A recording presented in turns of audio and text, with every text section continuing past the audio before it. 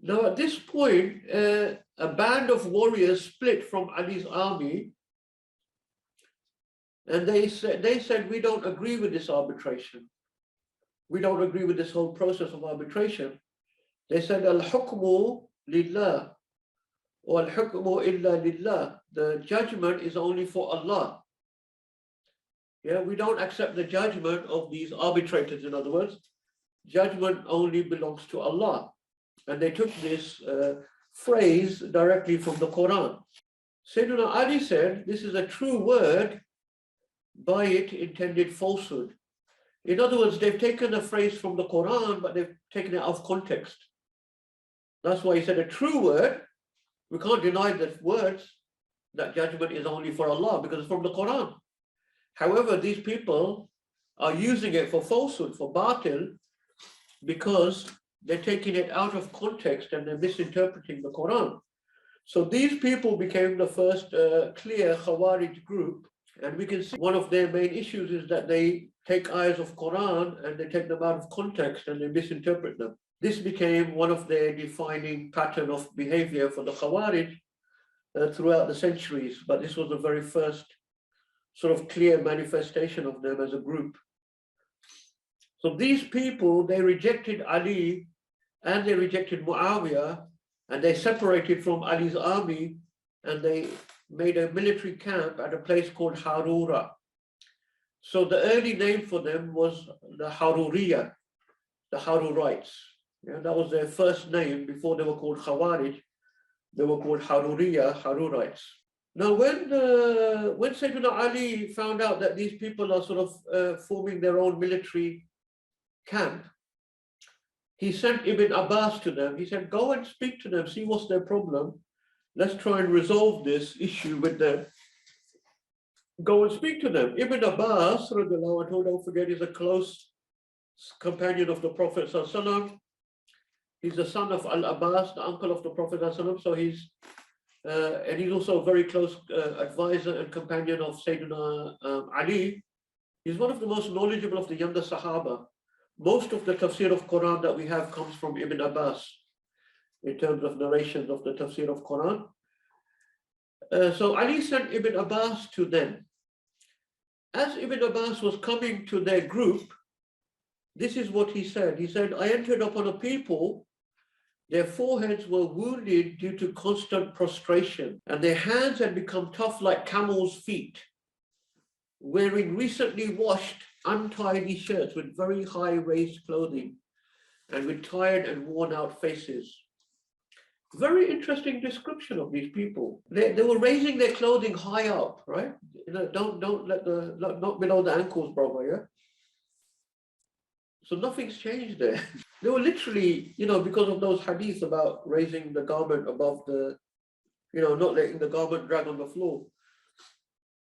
They were excessively in ibadat. Yeah, this is how the Prophet ﷺ described it. We'll come back to that later. How the Prophet ﷺ predicted about these people, how they're going to come about, and what they will be like. But the Prophet ﷺ had predicted that they will be very excessive in ibadat, to the point that if you see their prayer, you will think your prayer is nothing. If you see their fasting, you will think your fasting is nothing. And he's talking to Sahaba. He's not talking to us. He's talking to Sahaba. Can you imagine how excessively these people were into ibadat? That's why Ibn Abbas said they were like, their foreheads were wounded because so much sajda. Their hands were like camel's feet from, putting their hands on the ground all the time with sajda. They were wearing recently washed because at-tahara min ad-deen, like they know cleanliness is part of the deen, so they were nicely washed, but very like rough clothing, away from hubb al-dunya and all that. When they saw Ibn Abbas, they said, welcome, O son of Abbas. What is this cloak that you are wearing? But why did they say that to Ibn Abbas? Because Ibn Abbas was wearing a very expensive and fine cloak, right? So they were saying, what is, they were basically criticizing him. Because they say, what is this cloak? Why is he wearing these expensive? Is he in love with dunya? Is he got hubb al-dunya? So you see the attitude of these people, they think they're better than the Sahaba. Right? They think they're better than the greatest Sahaba. They've already rejected Ali, Muawiyah. Now they're saying to Ibn Abbas, what's this? What's this? You know, looking down on him.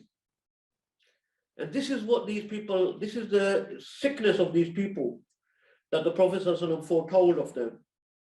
That even though outwardly they seem to be so excessive in ibadat, they've got this great sickness in their heart of arrogance. They look down upon the other Muslims. You know, that's not Islam. Islam is supposed to make you humble. Yeah, so they're saying to Ibn Abbas, what's this cloak you're wearing? Ibn Abbas said to them, what deficiency do you see in me? Surely I saw the Messenger of Allah dressed in the best of what you can find in Yemen. In other words, I've seen the Prophet ﷺ wearing similar very fine clothing. Why are you criticizing me when the Prophet ﷺ himself was wearing these type of clothing? Then Ibn Abbas recited the ayah of Quran. Who has forbidden the adornment of Allah that he has produced for his slaves? And of the good things of this dunya.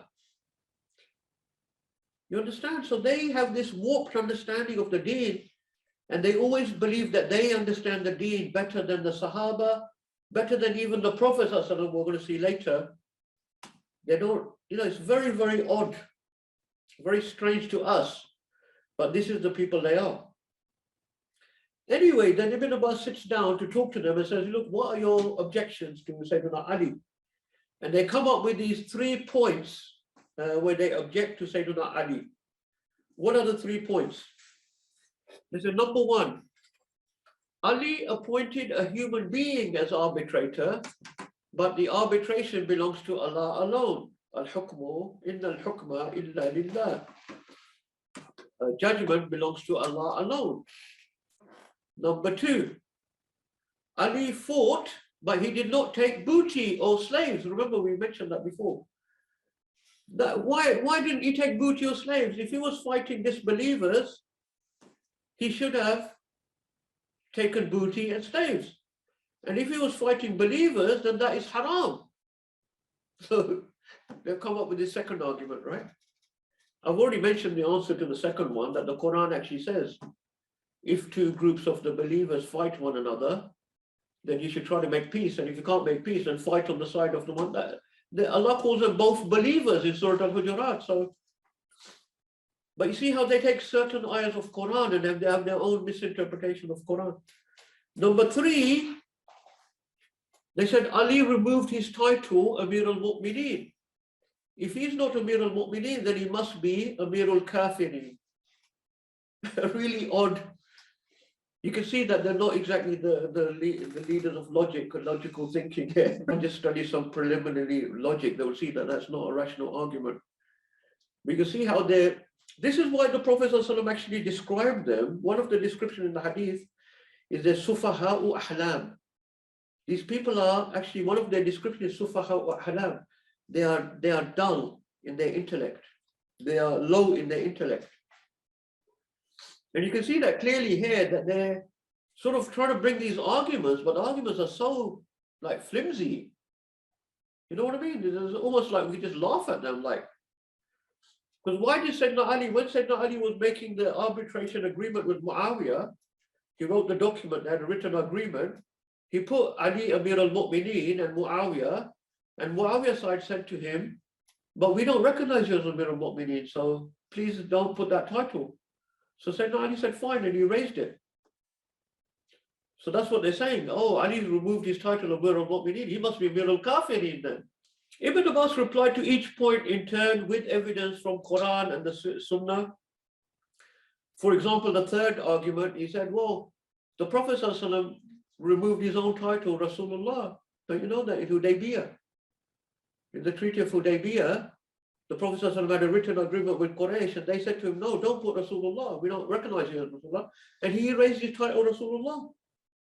If the Prophet ﷺ can erase his title from a treaty, why can't Sayyidina Ali, and so on and so forth. So each of those and the arbitration, the first argument, the reply to that was that the Quran actually says that if a man and wife are in dispute and they're about to divorce, appoint an arbitrator from her side and an arbitrator from her side. If you can do that for a man and wife in a dispute, isn't it even more that if two groups of Muslims are fighting, even more befitting that that can happen? And there's other examples in the Quran where humans are appointed to arbitrate for certain things. After Ibn Abbas replied to them, it is said that about 1/3 of them, about 2,000 men, actually accepted Ibn Abbas's argument and returned back to the main body of the Muslims. However, the remaining approximately 4,000, they remained upon their rebellion against Sayyidina Ali.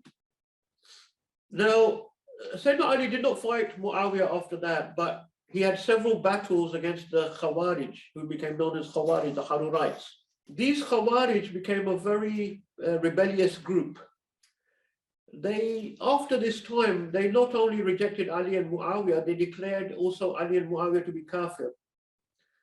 And they said anyone who is on the side of Ali or on the side of Muawiyah, they're all kafir.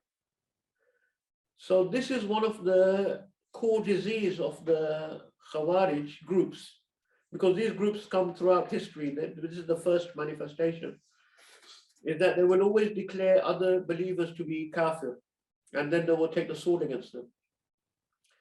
So if you think about it, in effect, they declared all the Sahaba to be kafir. Because all the people following Ali, all the people following Muawiyah, that's basically all the Sahaba. Because there was not one single Sahaba amongst the Khawarij. This is what Ibn Abbas said when he went to see them. He said, there was not one Sahabi amongst them. So they then fought against Ali, and Ali defeated them again and again. He almost wiped them out completely. But a few of them survived, and then one of them eventually assassinated him and was responsible for killing him. So these are the people that killed Sayyidina Uthman. They may have been the ones that triggered off the battle of the Jamal, and then they also killed Sayyidina Ali. The question, where exactly are they from? Are you tribal exact region? Yeah, I mean, I don't know. I mean, I'm currently engaged in some research into the Khawarij myself, and I'm writing an article, and I've translated, there's a section in Ibn Hajar al-Asqalani, Fath al-Bari, commentary on Sahih al-Bukhari on the Khawarij, 20-page, which I've translated. And I'm doing quite a lot of research into the Khawarij because I think it's an important issue. And it's one that has been very much distorted in recent times by certain very influential groups within the Muslims that have got a Khawarij aqidah. And so they've tried to portray themselves as Sunnis. Because Khawarij groups never say that we're Khawarij. Khawarij never say, oh yeah, I'm a Khawarij aqidah, because there's so many hadiths condemning the Khawarij. So even like in Sahih al-Bukhari, which I've translated, there's a whole chapter on the Khawarij, and the Prophet was warning against them severely. So they don't actually come along saying we're Khawarij. We have to recognize them by their doctrines and their practices. So our ulama have identified. So which area do they come from? Throughout history, many Khawarij groups have arisen from the Muslim Ummah. You can't really designate them to one particular area or tribe. A lot of, often they seem to come from the eastern part of Arabia, some of the tribes of the eastern part of Arabia, the Najd. But I don't think we can say that that is that they are always, or all of them always. It's more of it's a type of doctrine, you know, and many people from all over the place can follow that doctrine. But yeah, it's an interesting to try to trace these very early groups. So Ali was eventually killed by a Khawarij on a suicide mission, effectively, because he attacked Sayyidina Ali in the middle of a masjid surrounded by all the Muslims, and as soon as he killed him, he was killed himself. So in effect, it was a suicide, for maybe one of the first suicide missions. Suicide bomb. Yeah, it was a suicide mission. It was a suicide mission.